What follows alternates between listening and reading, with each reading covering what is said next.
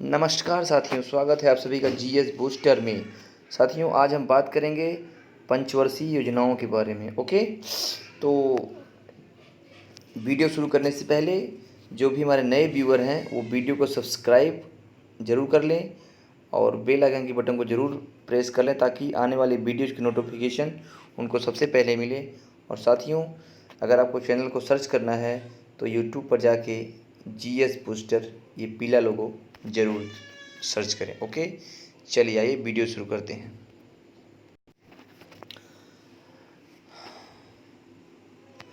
तो आज का हमारा वीडियो शुरू होता है प्रथम पंचवर्षीय योजना से। प्रथम पंचवर्षीय योजना की शुरुआत हुई थी 1 अप्रैल 1951 को। ओके, और यह योजना 31 मार्च 1956 तक लागू थी। यह पंचवर्षीय योजना हेरल्ड डोमर मॉडल पर आधारित थी, जिसमें कृषि की विकास को यानी एग्रीकल्चरल डेवलपमेंट को प्राथमिकता दी गई थी। इसमें विकास दर का लक्ष्य रखा गया था 2.1, जबकि इसकी प्राप्ति 3.6% रही थी, यानी लक्ष्य से ज़्यादा विकास दर की प्राप्ति इस योजना में की गई थी। ओके, तो साथियों, यहाँ एग्ज़ाम की दृष्टि से एक फैक्ट जरूर याद रखिएगा कि यह योजना हेरल्ड डोमर मॉडल पर आधारित थी। ओके, और इसमें कृषि विकास पर बल दिया गया था। ठीक है, चलिए अब इसमें कौन कौन से काम हुए थे आइए देख लेते हैं वो भी। इसमें भाखड़ा नंगल, हीराकुंड, दामोदर घाटी और जैसी बहुउद्देशीय परियोजनाएं चालू की गई थी। ओके, आइए देखते हैं द्वितीय पंचवर्षीय योजना। द्वितीय पंचवर्षीय योजना में जो कि 1 अप्रैल 1956 से 31 मार्च 1961 तक चली थी, और यह पंचवर्षीय योजना पीसी मालबोनिस मॉडल पर आधारित थी और इसमें औद्योगिक विकास को प्राथमिकता दी गई थी। इसमें विकास दर के लक्ष्य जो थी वह 4.5% रखी गई थी, जबकि प्राप्ति 4.2% ही हुई थी। और इसमें राउरकेला, भिलाई, दुर्गापुर इस्पात संयंत्र की स्थापना हुई थी। साथ ही साथ भारत सहायता क्लब की भी स्थापना की गई थी। ओके, चलिए आगे देखते हैं।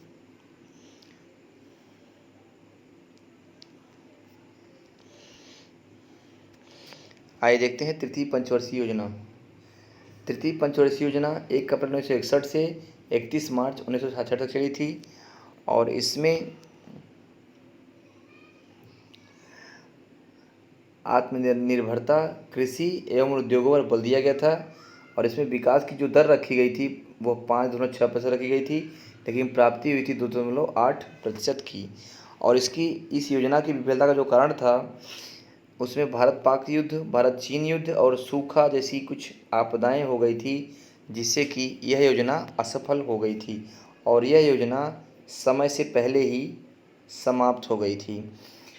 ठीक है, इसमें जी.आर. मिर्डल ने पिछड़े देशों के लिए एक प्लान दिया था जिसे रोलिंग प्लान के नाम से जाना गया, और इस रोलिंग प्लान को 1978 में मोरारजी देसाई के नेतृत्व वाली सरकार, जनता पार्टी सरकार ने भी स्वीकारा था।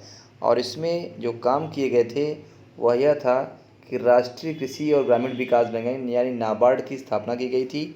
तो ध्यान रखिएगा, नाबार्ड की स्थापना कब की गई थी? तृतीय पंचवर्षीय योजना में। और 1975 में एक TPP यानी 20 पॉइंट प्रोग्राम बना करके गरीबी हटाओ अभियान भी लाया गया था। ओके, चलिए अब आइए देखते हैं चौथी पंचवर्षीय योजना, जो कि 1966 से 1969 तक 3 वर्षों के लिए 1966 से 1969 तक 3 वर्षों के लिए वार्षिक योजनाएं चलाई गई थी। ओके, उसके बाद जो है चौथी पंचवर्षीय योजना लागू हुई थी। चौथी पंचवर्षीय योजना 1 अप्रैल 1969 से 31 मार्च 1973 तक चली थी, जिसमें स्थिरता के साथ आत्मनिर्भरता पर बल दिया गया था। साथ ही साथ कृषि और सिंचाई को भी महत्व दिया गया था। ओके, इस योजना का प्रारूप योजना आयोग के उपाध्यक्ष DR गाडगिल ने तैयार किया था। इसमें विकास दर की जो लक्ष्य थी वह 5.7% रखी गई थी, लेकिन 3.4% की प्राप्ति ही विकास दर की लक्ष्य की हो सकी थी। और इसमें 14 बैंकों का राष्ट्रीयकरण और इसरो की स्थापना की गई थी। ये ध्यान रखिएगा कि चतुर्थ पंचवर्षीय योजना में 14 बैंकों का राष्ट्रीयकरण और इसरो की स्थापना की गई थी। ठीक है, चलिए, इस पंचवर्षीय योजना में भारत की जो कृषि वृद्धि थी वह सर्वाधिक रही थी। ठीक है, चलिए आइए देखते हैं अब पाँचवीं पंचवर्षीय योजना। यह योजना 1 अप्रैल 1974 से 31 मार्च 1978 तक चलाई गई थी, जिसमें गरीबी उन्मूलन निवारण और आत्मनिर्भरता पर बल दिया गया था। याद रखिएगा कि जो गरीबी उन्मूलन निवारण था वह पाँचवीं पंचवर्षीय योजना में उसकी प्राथमिकता दी गई थी। यदि देखिए यहाँ पे दिया भी गया है कि गरीबी हटाओ का नारा, अक्सर एग्जाम में ये क्वेश्चन पूछता है गरीबी हटाओ का नारा किस पंचवर्षीय योजना दिया गया था, तो ये पाँचवीं पंचवर्षीय योजना दिया गया था। ठीक है, और इस योजना में पहली बार गरीबी एवं बेरोजगारी पर ध्यान दिया गया था। इसमें विकास की जो दर थी उसके लक्ष्य रखा गया था 4.4%, लेकिन जो प्राप्ति हुई थी वह थी 4.5%, यानी यह योजना सफल रही थी। अब आइए देखते हैं छठी पंचवर्षीय योजना, जो कि 1 अप्रैल 1980 से 31 मार्च 1985 तक चली थी, और इसमें गरीबी निवारण, आर्थिक विकास, आधुनिकीकरण एवं आत्मनिर्भरता का मुख्य उद्देश्य था। ठीक है, और इसमें जो विकास की दर थी उसकी प्राप्ति जो रखी गई थी, लक्ष्य प्राप्ति 5.2% रखी गई थी, और लेकिन उसकी प्राप्ति कितनी हुई थी, 5.7%।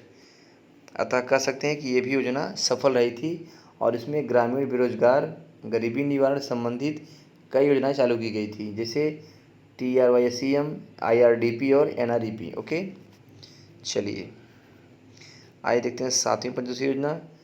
सातवीं पंचवर्षीय योजना 1 अप्रैल 1985 से 31 मार्च 1990 तक चली की थी, और यह योजना जॉन डब्ल्यू मिलर मॉडल पर आधारित थी, और इसमें रोजगार, शिक्षा और जन स्वास्थ्य पर बल दिया गया था। और भोजन, काम और उत्पादन का नारा इसी योजना में दिया गया था। ये भी याद रखिएगा कि भोजन, काम और उत्पादन का नारा सातवीं पंचवर्षीय योजना में दिया गया था। इसमें विकास की जो दर थी उसका लक्ष्य रखा गया था 5%, जबकि प्राप्ति हुई थी 6%। ओके,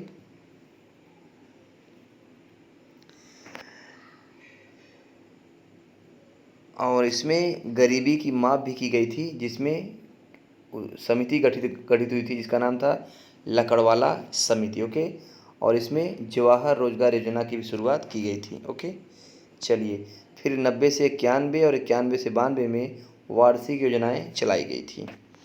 आइए देखते हैं अब आठवीं पंचवर्षीय योजना।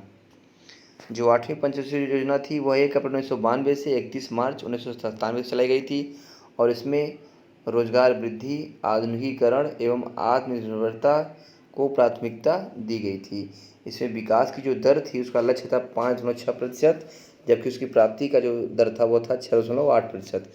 इसमें प्रधानमंत्री रोजगार योजना यानी PMRY की शुरुआत हुई थी। ओके, और LPG सिस्टम इसी में आया था, और साथ ही साथ इसमें उदारीकरण, निजीकरण और वैश्वीकरण, लिबरलाइजेशन, प्राइवेटाइजेशन और ग्लोबलाइजेशन, इन तीनों कॉन्सेप्ट आया था। ओके, चलिए आगे देखते हैं। आइए अब देखते हैं नवीं पंचवर्षीय योजना, जिसकी शुरुआत 1 अप्रैल 1997 से 31 मार्च 2002 तक था, और इसमें मानव विकास के साथ साथ न्यायपूर्ण वितरण एवं समानता पर बल दिया गया था। इसमें विकास दर 6.5% की रखी गई थी, जिसकी प्राप्ति 5.5% से हुई थी। ओके,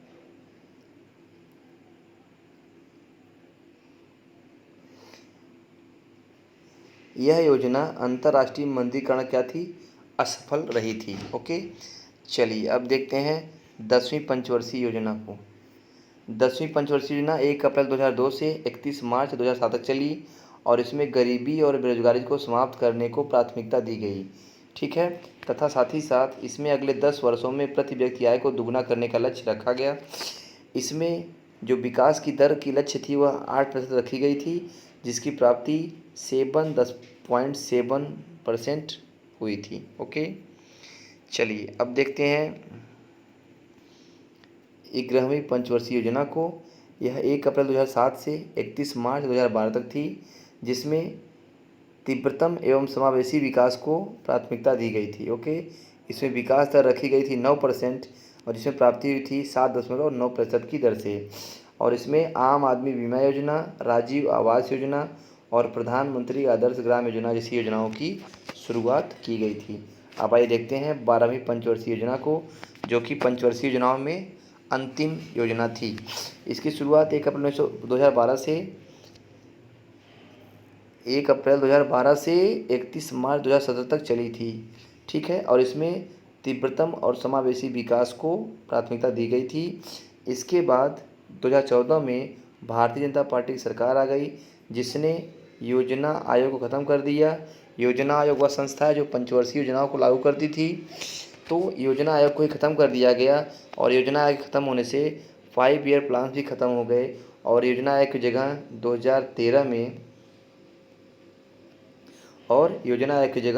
2015 में नीति आयोग ने ले लिया। ओके, तो इस तरह से पंचवर्षीय योजनाओं की समाप्ति हो गई और उसकी जगह नीति आयोग ने ले लिया। और आपको याद होगा कि अभी हाल ही में कुछ महीने पहले नीति आयोग ने एक अभिनव भारत @75 नाम से भारत की जो विकास है और भारत में इंफ्रास्ट्रक्चर है, तमाम योजनाओं को उसको हासिल करने के लिए और भारत में समावेशी विकास को बढ़ावा देने के लिए और भारत को एक उन्नत शिखर पर ले जाने के लिए अभिनव भारत @75 के नाम से एक योजना चलाई है, जिसमें 2022 तक भारत को एक नए शिखर पर ले जाने का प्लान है। ओके, तो साथियों, ये रहा हमारा पंचवर्षीय योजनाओं का वीडियो, जिसमें हमने आपको समय समय पर आने वाली योजनाओं के बारे में बताया और उनमें कौन कौन से कार्य हुए और कौन सी योजनाएं किस मॉडल पर आधारित थी, ये सब हमने डिस्कस किया। ओके, तो चलिए मिलते हैं नेक्स्ट वीडियो में। तब तक के लिए शुक्रिया, थैंक्स फॉर वॉचिंग। ओके साथियों, धन्यवाद।